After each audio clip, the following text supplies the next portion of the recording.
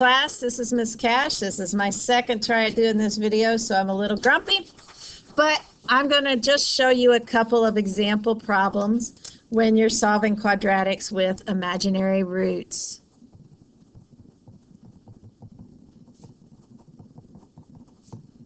I'm working pretty quickly because I know that if I make a very long video, first off, you won't want to watch it, but second off, my computer doesn't like it, so I'm going to try and make this fast. We're just going to do 2 example problems, and then you can do your worksheet. So the first example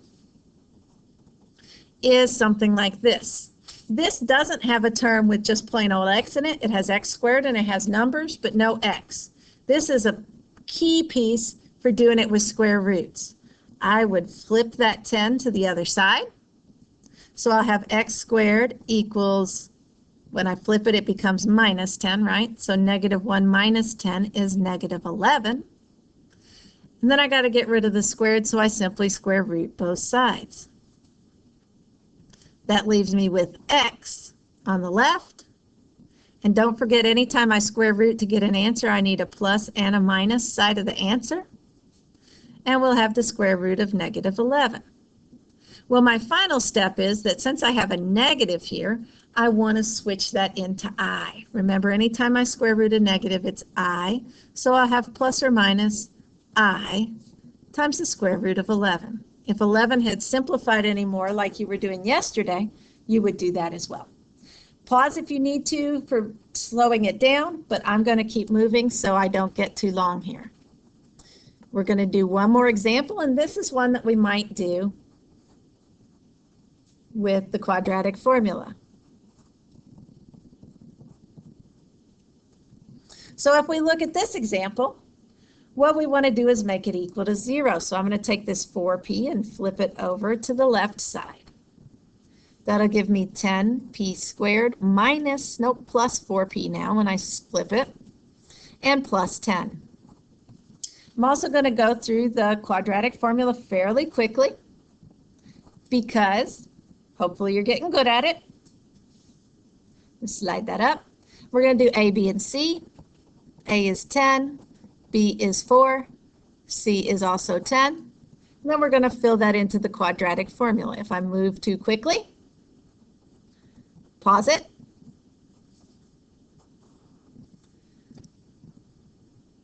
But all I'm doing is filling the numbers into the formula. The formula is on the board.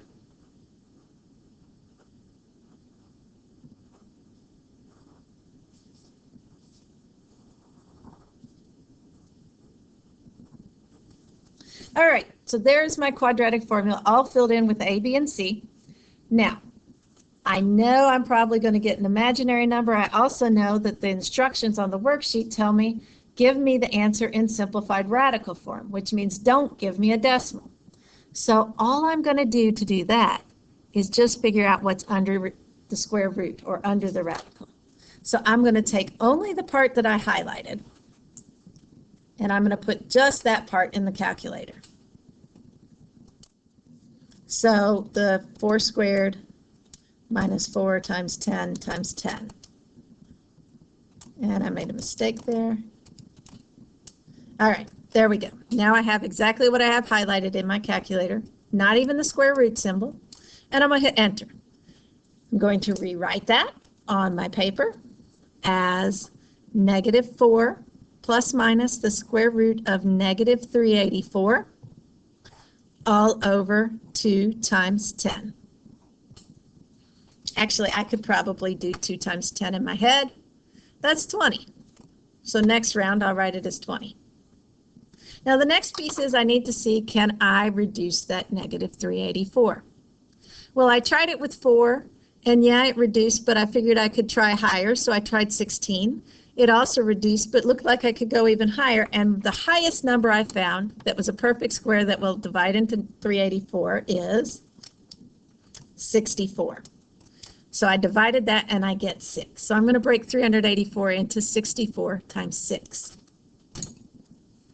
So when I go to rewrite it, I still have -4 plus minus, but under the square root, I'm going to have a -64 times 6. So I just kept the negative and broke 384 into 2 pieces.